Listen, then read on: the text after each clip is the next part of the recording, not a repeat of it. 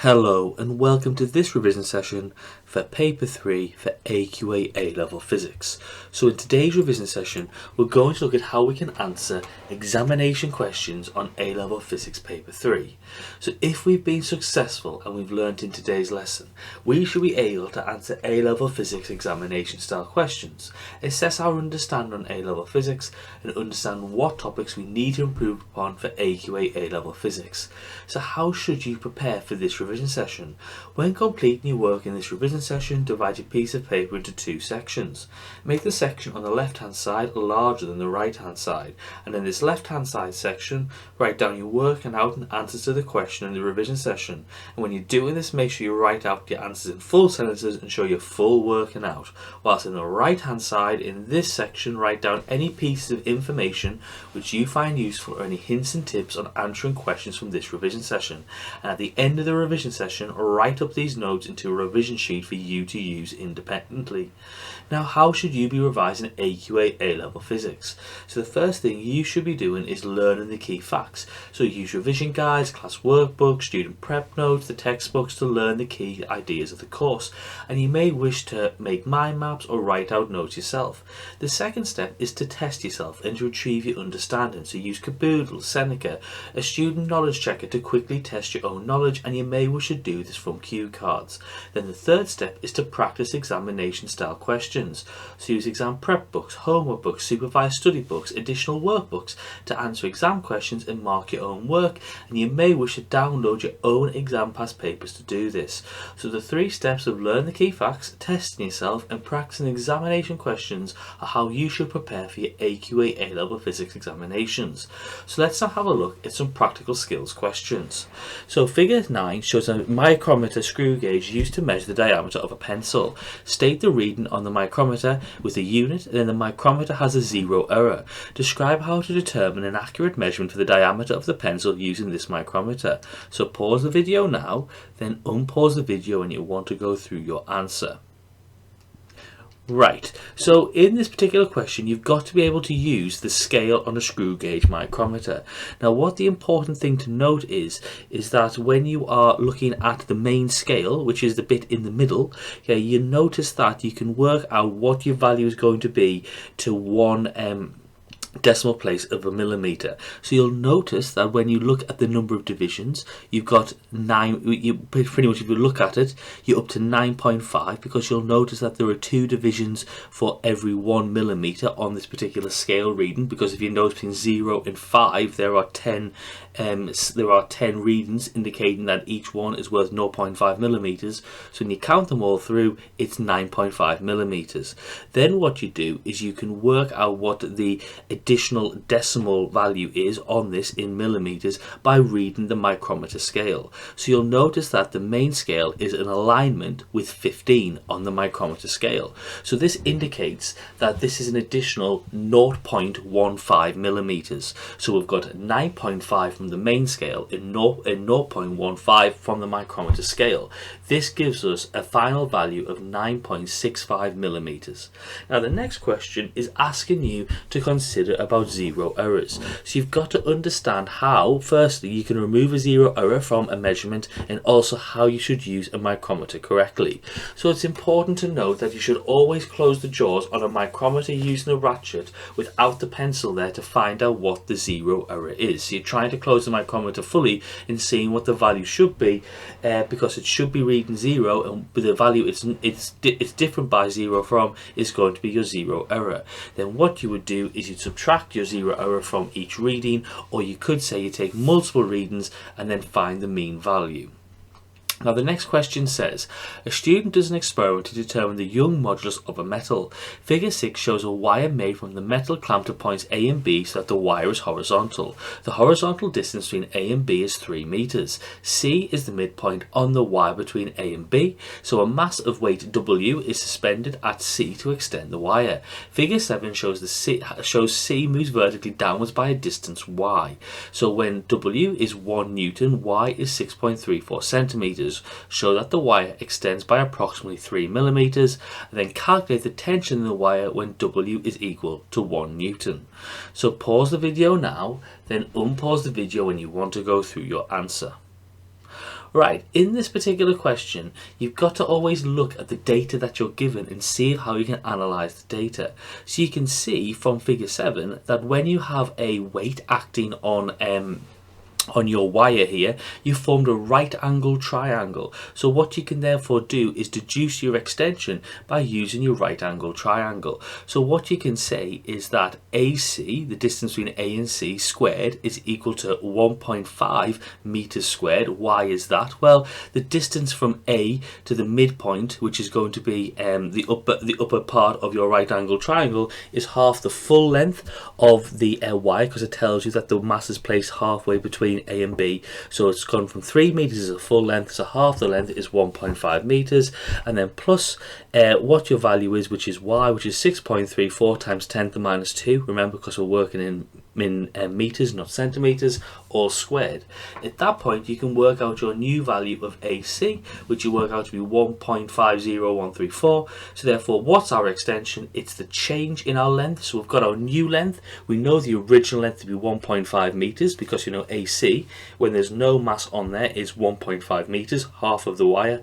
So therefore, you can work out that your value is 0.0134 meters, or 1.34 millimeters, and so because we've then got to double the final value, because that's only half of the particular value A to C, because you can also think of C to B as well. So you've got to double that value, so you get about 2.6 to 2.7 millimeters.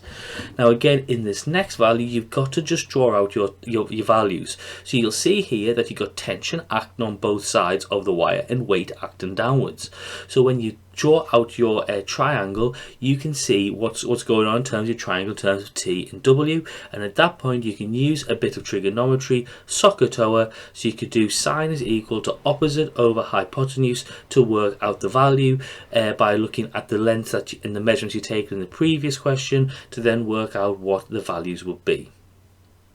Now, the next question says it can be shown that W over Y is equal to EAY squared over X cubed plus K, where E is the Young modulus, A is 1.1 times 10 to the minus 7 meters squared, X is 1.50 meters, and K is a constant. So a student measures Y for different values of W and plots the graph as shown in figure 8. So determine E using figure 8, then deduce the fundamental base units for K. So pause the video now, then unpause the video when you want to go through your answer. Right, you'll notice straight away that you're going to draw in a line of best fit for your graph, but also what you should be aware of is that the gradient is the change in the y-axis, which is W over Y, divided by the change in the x-axis, which is y squared. So what you can therefore do is say that the gradient is going to be equal to W over Y squared, and therefore what we can therefore do is link it back to our equation where we know what E links into that. So what we can therefore say is if W over Y is the y-axis and y squared is the x-axis, well then by doing y equals mx plus c, which we can do because it's a straight line graph which goes through the origin, we can therefore say that the value multiplied by y squared is going to be the gradient. So the gradient is going to be EA over x cubed. Okay, you've got the value of x from the question, you've got the value of a from the question, so therefore you can work out what E is. And so when you work that through, E is going to be between 1.1 times 10 to the 11 and 1.24 times 10 to the 11, depending on what line of best fit you drew for your graph. Now the next question is saying deduce the fundamental base units for K. Now this is an important skill you've got to be able to do for your exam. Look at an equation and work out the base units for K.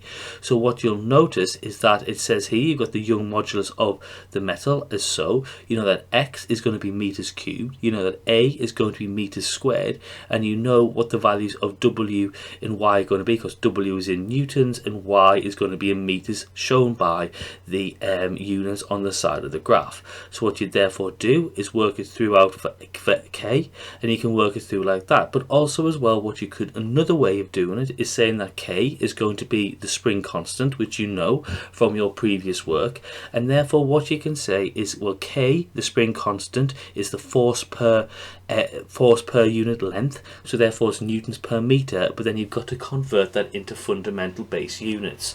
Now newtons aren't fundamental base units, okay, so what you can therefore do is work it out by saying Well, newtons are force, and force is mass times by acceleration, F equals ma. So we know that mass, which has a fundamental unit of kilograms, and acceleration, which is meters per second squared, gives us our value for the newton, which is better than, because those are the fundamental values, divided by the unit of meters for the length. Those two meters cancel through and you get kg seconds to the minus 2.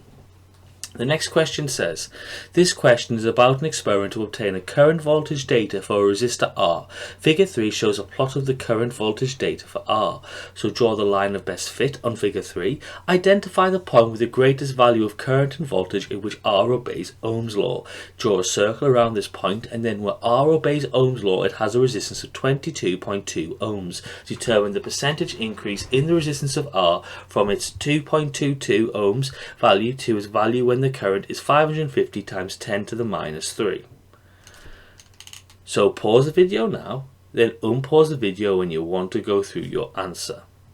Right, so for this first one, you've got to be very, very careful on how you draw your line of best fit.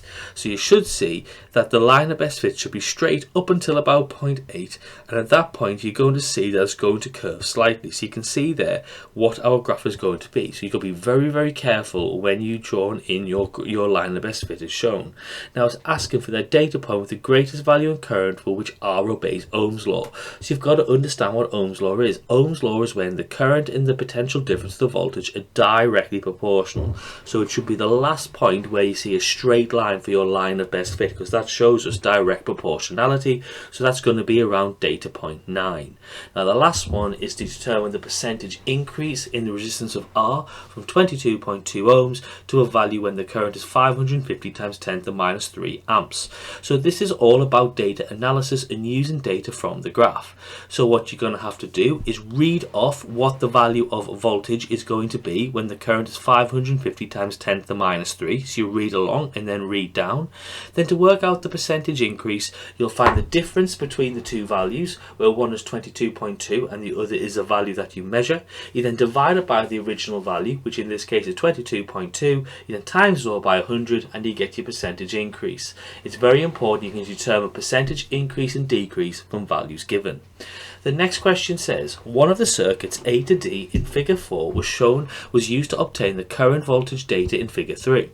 The maximum resistance of resistor P is twice the resistance of R. So the battery has an EMF of 14.6V and a negligible internal resistance. Deduce which one of these circuits was used to obtain the current voltage data in figure 3. You should include in your answer an explanation of why each of the other circuits is not suitable to obtain the data directly from the voltmeter and ammeter readings. So pause the video now, then unpause the video when you want to go through your answer. Right, so how do you do this particular question? Well, you've got to look at the configuration of the circuit and then what you're actually working through. So circuit D is going to be the correct one. Now you can work through this systematically to say why each of the circuits won't give you valid data. So circuit A won't work because the ammeter is not measuring the current in R. So you can look at the circuit, and so therefore because the ammeter is not in series with R, it's not actually measuring the current of the value of R, which is what you want. Now circuit B won't work because the voltage range can't be produced, because you can't ever achieve a voltage less than about 5 volts from how you've set it up. And finally circuit C won't work because you'll notice here that the voltmeter is not parallel with R. So this question is asking you firstly about, is your ammeter in series, is your voltmeter in parallel, and then also are you going to get the correct range of data from the setup shown, which is an important idea. The next question says, a student uses digital vernier calipers to find the external diameter of magnet B as shown in figure 4. State precautions that the student should take to reduce the effect of systematic and random errors when making this measurement. So pause the video now, then unpause the video when you want to go through your answer. Right, it's very important that you can understand how to reduce both systematic errors and random errors. Now, systematic errors are things such as zero errors, and it's things about changing your experimental technique. So the best one would be basically zero the calipers before you use it, reset the scale, or take a value of your zero error when the calipers should be reading zero when it's fully closed, and subtract all those zero error values from your readings.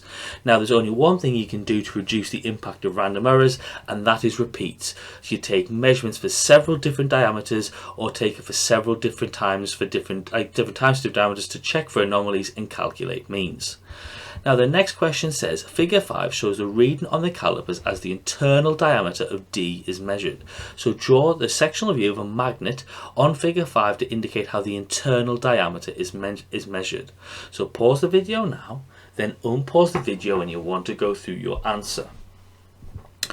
Right, it's very important you understand how calipers work in the fact that we're measuring the internal diameter. So the point is that the distance between the two caliper points on the top are what the actual caliper measures. So what you'll notice is you're going to put the inside joys on the caliper as required, and then you've got to have a clear contact, which is important because it's always going to be touching what it's measuring from, the inside of the magnet. Why the inside? Because you're measuring the internal diameter.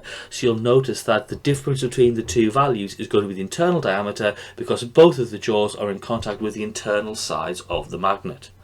Now the next question says, a student measured the mass MB of magnet B, then positions the magnet so it's in equilibrium above magnet A as shown in figure 7. The student measures distance h. The student adds modeling clay to magnet B to reduce h by 50%. She measures mass MC of this clay. She concludes that the force exerted on magnet B by magnet A is given by F equals K over H cubed, where K is a constant. Describe an experiment to test the student's conclusion that F is equal to K over H cubed. Your answer should include the procedure that could be used, how the data produced can be analysed by a graphical method, and how the value of constant K can be determined. So pause the video now, then unpause the video when you want to go through your answer. Well, in these types of method questions, you've always got to answer each bullet point with a separate paragraph and answer each one separately. So what do you do for the procedure should be used? So think about your independent and dependent variables. So you take more measurements of H for different masses of clay. So clay being the independent variable and the height of the value being the dependent variable. Then what you're going to have to do, because we're saying F is equal to K over H cubed, we're going to have to convert this mass that you're varying into a weight, and is equal to the repulsive force of magnet A on magnet B, and also talk about a methodology in which you're going to measure the dependent variable, i.e. use a ruler with a set square to ensure it is parallel with the wanted height measurement. Once you've got your measurements, you've got to then talk about the graph you're going to plot. So what we want to see is if F is directly proportional to 1 over H cubed, and K is going to be the constant proportionality. We know that they're the two factors we're going to look against, because F is the value that we are changing and H is the value that we're measuring. Now if F is directly proportional to 1 over H cubed, well at that point it should be a straight line through the origin. And then finally we can then work out what our gradient is, we can then link it into K, and then we can substitute and find out our values for K in that aspect. Always think about what graph you can draw to get out the value that you want from the question. The next question says, figure 1 shows a ruler resting on two supports. A load of mass M is suspended from the centre of the ruler. The deflection D of the centre of the ruler is measured. The deflection D is found for a range of values of M. These data are plotted on figure 2, including error bars for values of D. The line of maximum gradient U max consistent with the data is also shown. Draw on figure 2 the line of minimum gradient consistent with the data. Then determine the gradient U min of the line you've drawn in question 1.1. So pause the video now, then unpause the video when you want to go through your answer. Right, it's important to note that when you're trying to draw the minimum gradient, you've still got to be considering the error bars drawn in the particular graph, because what you should be doing is you should be seeing a line which is clipping the bottoms of all the error bars, because that will give you your minimum gradient, which is still allowed in your line of best fit, because your line of best fit is still going through the error bars. And at that point you can work out your gradient by doing a large gradient triangle. The larger the gradient triangle, the better on the graph, and you work out your value for gradient of the line that you've just drawn, changing y over changing x to get an answer of about 0.112. Now the next question says the gradient U max shown on figure 2 is 0.126 m per kilogram. Now estimate U, the value of the best gradient of the graph in figure 2. Then estimate the percentage uncertainty in U. So pause the video now, then unpause the video when you want to go through your answer. Right, so how do you estimate the value of gradient? Once again, what you're going to have to do is you're going to have to do a gradient triangle, and then what you can do is you can work it through like that. Okay, and what you can do from in figure 2, I should say, my apologies, is you can actually just average out the values. So you've got your answers for your previous questions, and you can look for the mean of them to work out what the value of U is going to be. Because what you can say is you've got U max, which is the highest possible gradient, you've got U min, which you've just calculated, so adding the two values and dividing by 2 will in theory give you the middle value, because what you've got is you've got the maximum and the minimum, so add the two values together, divide by 2, and you get your value in the middle, U. So how do you work out the percentage uncertainty? Well, this is an important idea. You've got to be able to work out the percentage uncertainty by graphical methods with a line of best fit and a line of worst fit. Now you'll notice here you've got two lines of worst fit. So what you've got is the maximum gradient with the steepest gradient and the minimum gradient, the shallowest gradient.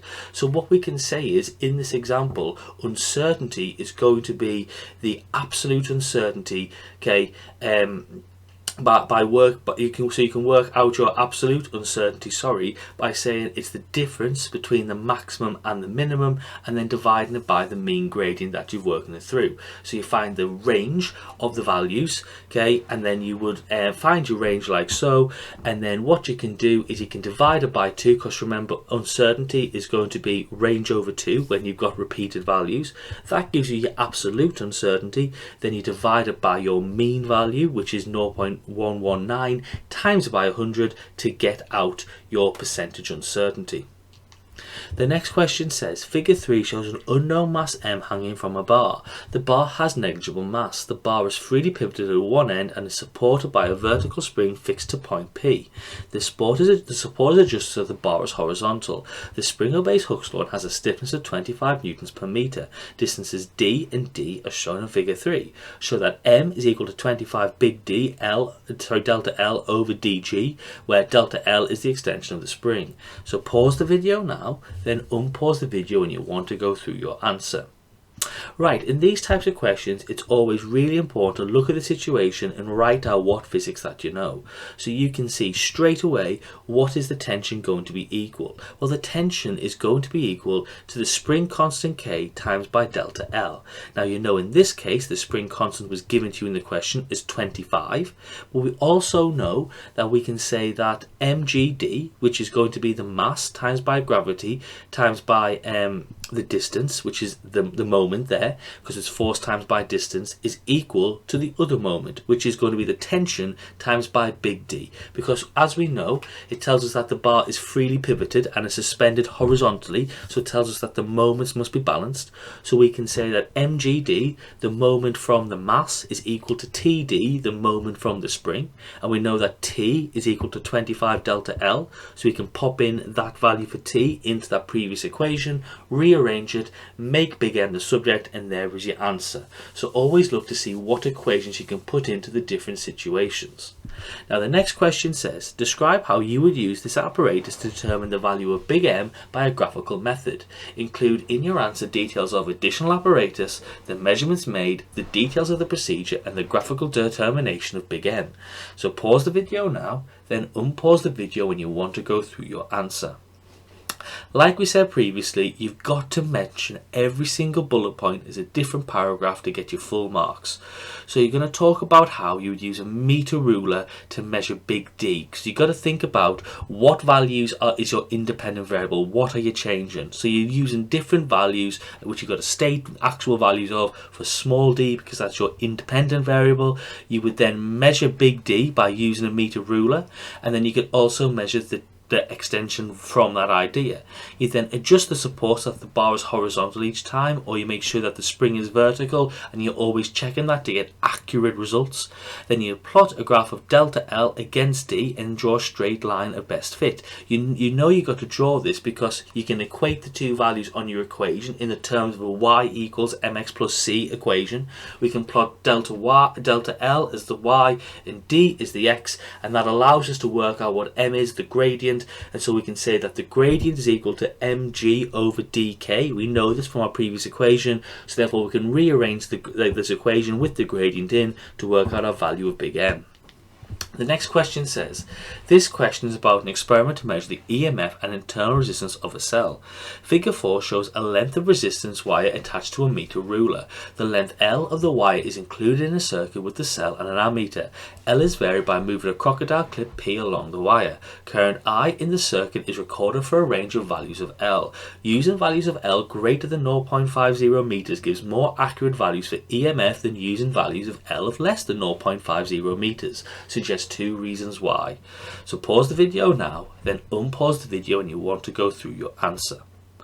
Right, you've always got to understand in physics the importance of using bigger values for your measurements or readings. So the first idea is the idea that using a bigger value will lower the percentage uncertainty, because your absolute uncertainty is staying the same, but the value you're using is getting bigger. So when you say percentage uncertainty is absolute uncertainty divided by value times by 100, the absolute uncertainty is staying fixed, the value is getting bigger, so the percentage uncertainty goes down. But the second idea you've got to always think about, the physics principle, links to the uncertainty in the result, and that's the idea that when you put a current through a wire, it's going to have a heating effect, okay, due to the resistance of the wire. But because what you've done is you've used a value of greater length here, well, what's going to happen is at that point you're going to minimize the heating effect because you've changed the resistance of the wire. So always think how it's going to, like, changing dimensions will impact on the different factors of the wire. Now this question says, this experiment is about measuring the refractive index of glass. A student drew a small cross X on a piece of paper and viewed it from above through a travelling microscope as shown in figure 1. A travelling microscope is used to measure the distance between the microscope and an object that is focused upon. The student looked at X through the microscope and adjusted the vertical position of the microscope until a focused image of X was seen. The vertical position H1 of the microscope was measured 5 times and recorded in the table. Calculate the mean value of H1 and its uncertainty as well. So pause the video now and unpause the video when you want to go through your answer. Right, so regardless of the experiment, what this question is asking you is to work out the mean of repeated values and work out the uncertainty of repeated values. So how do you work out the mean when you've got repeated values? Well, you look for any anomalous results. If there are anomalous results there, discount them from the experiment. If there are not, you add up all of the readings, then you divide by the number of readings you've added up by, and that gives you your mean value. So the answer should be 91.08. Again, remember to keep it at the same decimal places as the values of the repeats. Now when you've got a number of repeated values, how do you work out your absolute uncertainty? Well, absolute uncertainty is the range of your results, so the highest value minus the lowest value for your repeats divided by 2. It's very important you can remember that if you have got a set of repeated values, that absolute uncertainty is the range of the readings divided by 2, which is 0.05 in this case.